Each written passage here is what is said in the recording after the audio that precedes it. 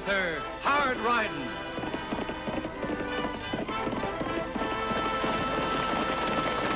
Straight shooting.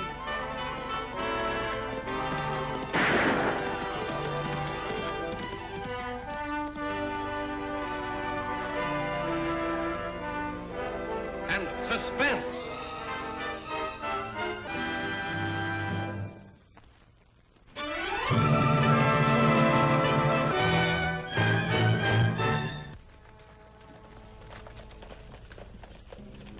Here comes the boss. Hi, boss. Hi, Tram. We were getting worried about you. Howdy, boys. We're all set. And what about the sheriff? I tricked him and his deputy out of town. Annie's watching the office. And who's afraid of a girl? I am when it comes to Annie Oakley. Or she can make a six-gun shoot sideways. I've even got a way to get her. Potts Weber's in town with that traveling tin shop of his. Chet Sterling's over in Brockett's bar. Won't you ride on in ahead, see if you can't rib Chet into shooting up Potts' wagon? Nobody will think of tying it in with us because it's the kind of fool thing that Chet's always doing. And it'll bring Annie out in the open where we can get a shot at her. Yeah, well, as long as she ain't shooting at me.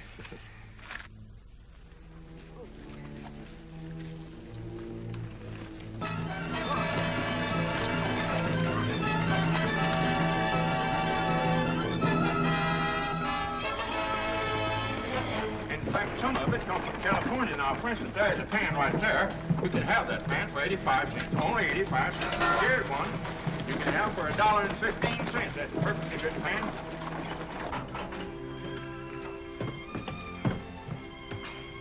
Stop playing around, Tagg. Hurry up now, and don't forget to wash the back of your neck. Yes, ma'am. Hey, Annie, the soap's gone. Get it, will ya?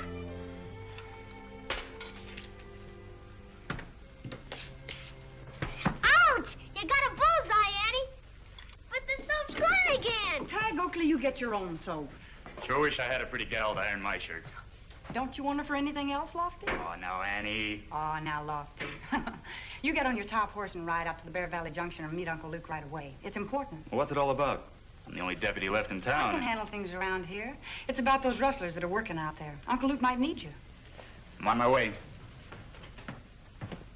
Now, ladies, all this merchandise I've got is all first. Say, I bet you can't send her that skillet.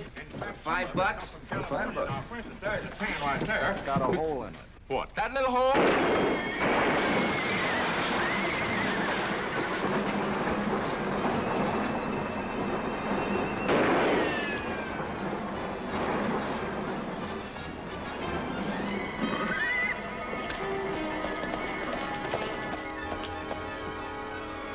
Plug her now. We dip our hand later.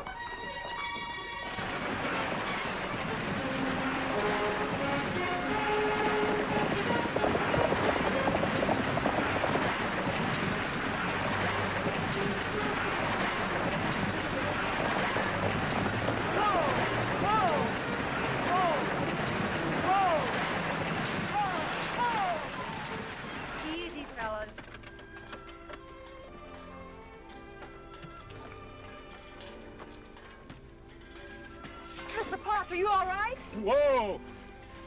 Oh. The dat blame wagons are going so dat blame fast, I couldn't get them with dat blame feet. Oh, well, I'm dad blame glad to see you're not badly hurt. You're dat blame right.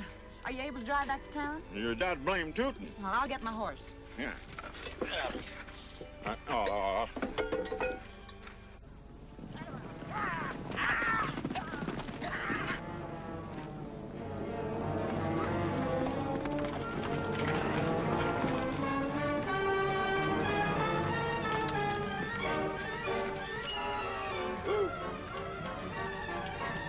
We'll split up here. Come to my place later.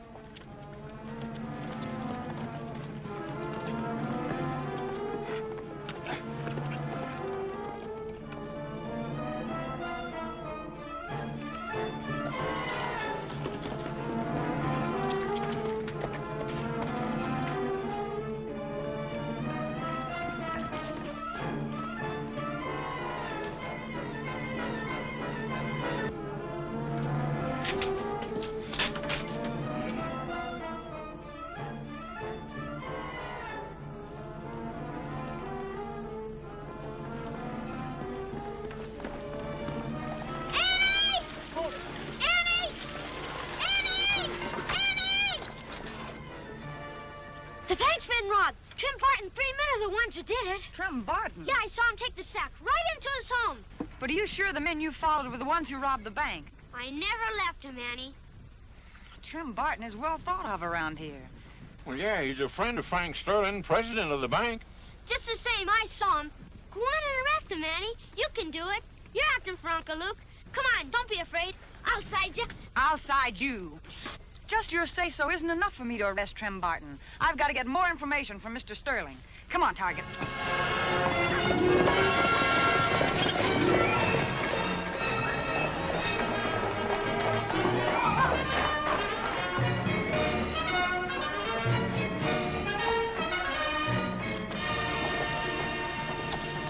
Where do you think you're going? To the bank with you.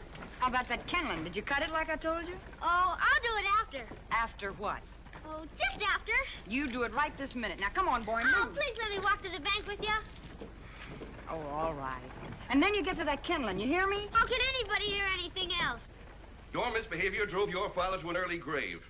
Now you're holding me up to ridicule with escapades like that with Potts Weber this morning. All day, people have been dropping in here telling me what a rowdy my nephew is. I've had enough of it. Shut up. I'm gonna annoy you just 24 hours longer, Uncle Frank. I'll be 21 tomorrow, and when you settle up my father's estate, I'll be gone from this dust puddle. How much is that estate anyway? You never would tell me. And I can't tell you now. You see, the bank lost a large amount in government bonds in today's holdup. What's that got to do with my estate? Just this.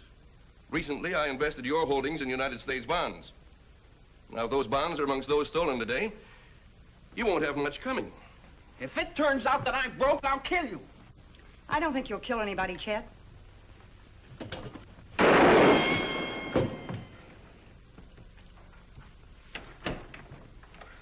You know, I'm getting awful tired of shooting things out of your hand. Now, you be a good boy, or Annie'll spank. We were discussing my nephew's inheritance, and his temper slipped a little. Must have slipped a long way. You were ready to commit murder. Killing him wouldn't be murder. Now, Chester, a complete checkup is being made now. If you'll return at 8 o'clock tonight, I'll have more information for you. It better be good. His temper still seems to be slipping. I don't know what to do about Chester. Ever try putting him to work? Work, Chester? You don't know him. Maybe I know him better than you think I do. But I didn't come here to talk about Chester. I'd like to get some information on the holdup.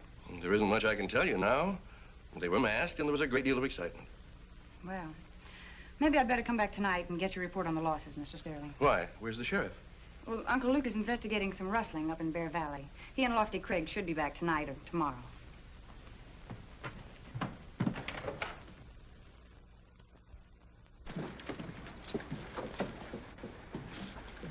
Oh, no, no, no. Watch. Buck him off balance with your left, then belt him with your right. Like that. Gosh, I bet you can really box. I fought some pretty good men. Did you whip him? All of them. Gosh. Boy, that's a sharp shirt you're wearing. Had it handmade over in Silver City. I bet it cost at least $25. 35. Gosh. Woman over there makes them 6 at a time for me. You got 5 more? Yep. Gosh, 6 shirts. Here comes that gun-slinging sister of yours. And is she sore at you for shooting up Pop Weber's wagon? I only shot off a couple of caps to scare him. She might have killed me. Not unless she was aiming to. She can shoot a stone out of a fingering and never touch her hand. Oh, she can shoot some. In a gunfight, I'd have her shot before she had her gun out of the holster. That's pretty fast, Chet. It's the truth. I bet it is, too. I still think you're the best shot, Annie. But I think Chet could beat you to the draw. I'll show you. Reach, Annie.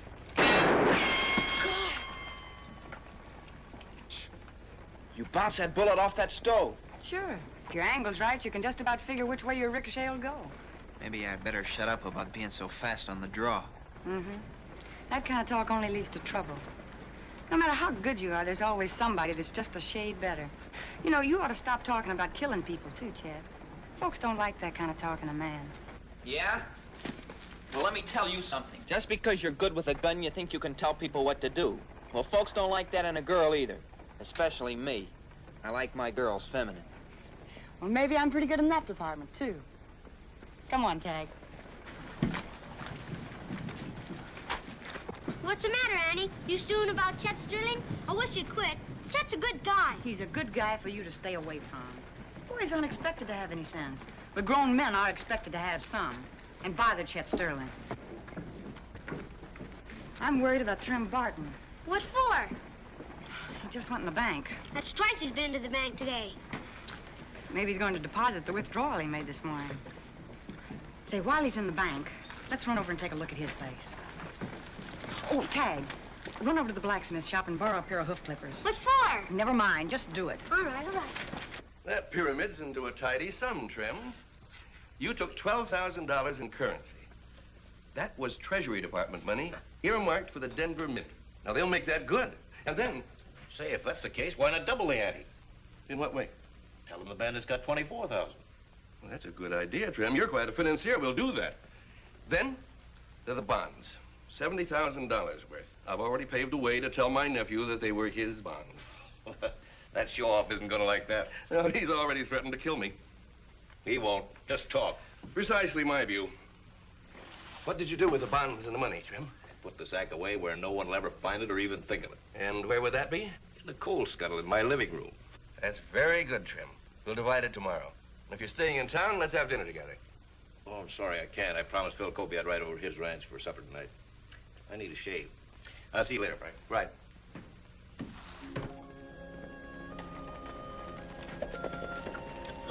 This is close enough. Remember what I told you now. I don't know if it's gonna work. You do as I told you, and it will. Come on, Tagg. Come on.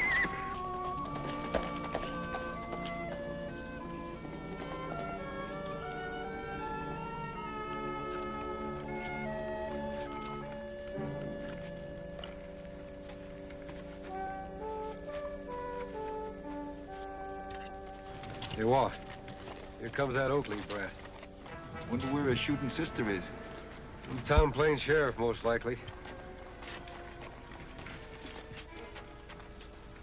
What's your trouble, bub? Can I get some help? Pixie threw a shoe.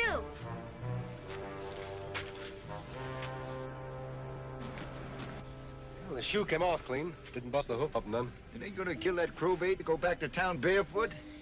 Pixie ain't no crowbait, and no horse of mine's going barefoot. Ah, there's a real hand. Looks to his horse first.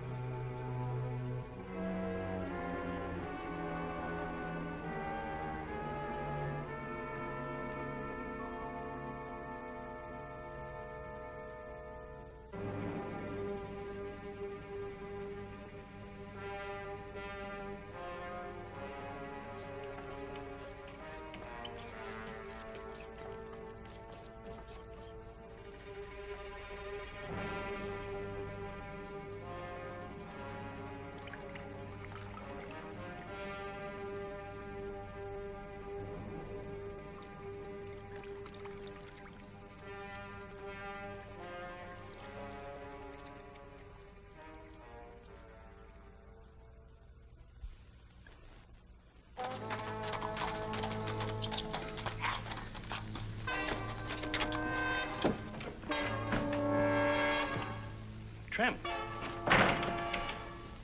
You didn't expect me, Frank. Of course I didn't. You said you were going to Kobe's. And I did. But all through supper, something kept telling me I'd better get back. You timed it well, Frank. I wasn't gone over 2 hours. What are you talking about? You brazen hypocrite! You stole the money at Bond's while I was at Kobe's. You must be crazy. I haven't been out of this office. Can you prove that? No, I can't, but... You see, it had to be you. You were the only other person on earth who knew where they were. I tell you, You tell me nothing. Come up with the bonds and money fast.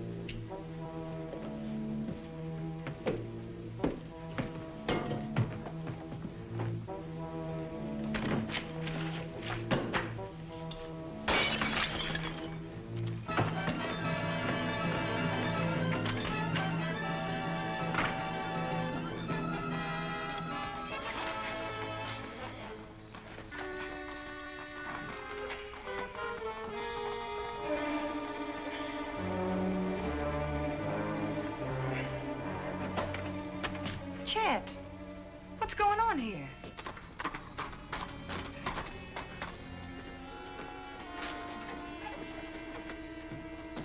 Lofty, back already? Yeah, bad news travels pretty fast. Before I could get to your uncle, I heard the bank was robbed.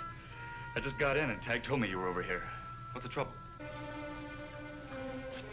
Mr. Sterling.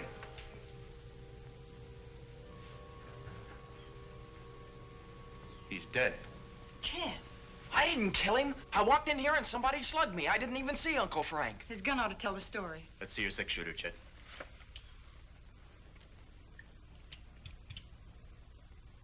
One shell's been fired. That's impossible. I cleaned that gun after I fired it this morning. Is the barrel clean, Lofty? Well, Craig, what's going on here? Well, we're just... We'd like to know what you're doing here, Mr. Barton. I don't have to answer your... I'll ask it, Trem. What are you doing here? Well, nothing really. Frank Sterling's an old friend. I saw the light, thought I'd drop in for a chat. Where is Frank? Frank Sterling's been murdered. I'm holding Chet. I'll ask you to verify that one cartridge out of his six-shooter's been fired. Oh, wait a minute, Lofty. I want to see the gun before... Never hand a man a cocked gun like that, Craig. Now 2 cartridges have been fired. I wish that hadn't happened. I'll have to lock you up, Chet. I'll hold his gun, Lofty.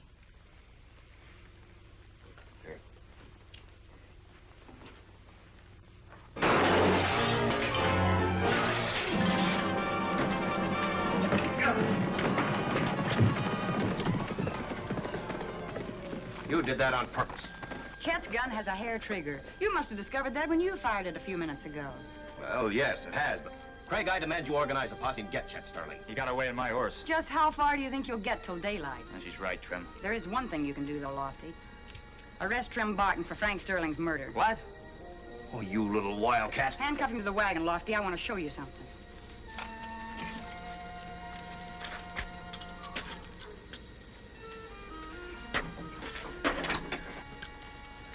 This is Chet's six-shooter.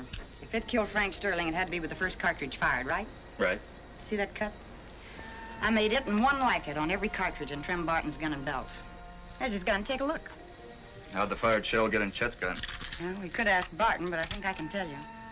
Chet said somebody slugged him when he walked into the office. That'd be Trim. After Trim had killed Frank Sterling. Then he switched the cartridges and left. And when Trem fired that shot through Chet's clean gun, you ruined any chance Chet might have had for an alibi. That's right. For a minute, I sure thought you had the boy. All right, Craig, let's get out of here. Where's that bank loot now? In Uncle Luke's office. With just Tagg to guard it? Why not? Even Trim Barton wouldn't rob the sheriff's office.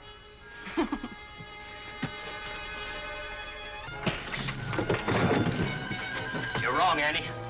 I'm the man who is going to rob the sheriff's office. Now go the back way, and if either one of you give me any trouble, I'll blast you in 2 with this six-shooter. Drop your gun, Annie. Go ahead.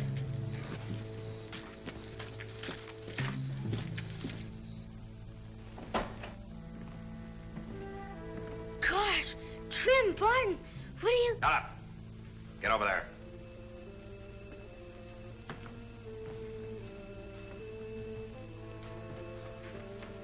Where are the bonds and the money? I don't know. Where are they? They're in the bottom drawer of the desk. Get over there.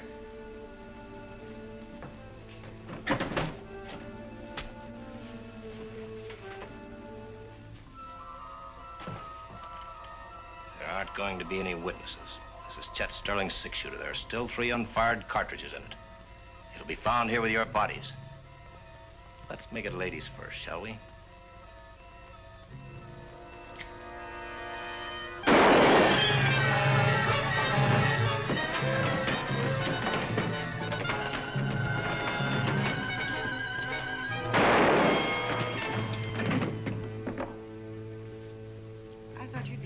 From here by now. I'm not running away from a murder I didn't commit. I quit Lofty's horse a block from the bank. I'm no horse thief either, and sneaked back. When you left Uncle Frank's office, I picked up your gun and followed you here. I waited as long as I dared. I wanted to see how far Trim Barton would go. He went the whole distance, all right. And so did you, Chet. Right. You know, when I get around to making up my list of the all right people in this town, you're gonna be right up there on top. You really mean that, Annie? I never meant anything more. I told you he was a good guy. And my brother knows a good guy when he sees one. Gosh.